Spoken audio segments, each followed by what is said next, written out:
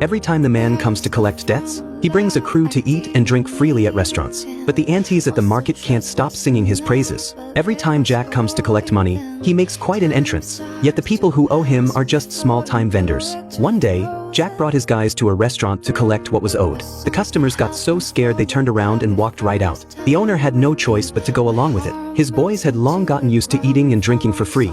이 가게 수익이 다 네 거다 생각하면 돼, 임마. They helped themselves to food in the shop without a second thought. Everyone else stood around complaining, saying women shouldn't borrow money from Jack. But when it came time to pay, Jack always overcharged. He clearly hadn't eaten that much. Jim walked by, saw it, and laughed. All the meat they ate was charged at the large plate price. When Jack noticed one of his guys drinking, he let out a roar. He didn't allow his boys to drink on the clock, and he'd take the cost of the liquor out of their pay. The guy asked Jack for one more drink. It turned out Jack ran a lending company. He would always loan money to struggling vendors at the market. When borrowers couldn't pay him back, he'd accept food and goods as payment instead.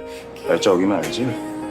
그땐 아주 그냥 노인정 할머니 할아버지 다 데리고 올 거야. Jack had barely finished talking when the woman slapped him on the arm. She was worried it would put the company out of business. Everyone at the market knew how big-hearted Jack really was. He'd always buy their goods at above market price, then sell them to the welfare home at half price, or just give them away. Jack was doing all this to pay back the kindness he'd received. He'd often bring his crew around to support the shop owner's business. He had grown up at the market with his mother since he was a kid, and it was thanks to the help of the aunties and uncles there that his mother was able to raise him on her own. Whenever business at the market was slow, he'd bring his boys out to promote the traditional market. Jim couldn't make sense of what Jack was doing. People borrowed money but paid him back in food and goods, and gave what he got to people in need. Running things this way, he'd go broke sooner or later. Jack said he also owned 4 other businesses besides the lending company. He was hands-on at every single one of them. An arcade, a lottery shop, a KTV, and a convenience store. Every time customers would get put off by his appearance. Seeing that, he'd tell them to take a little more time.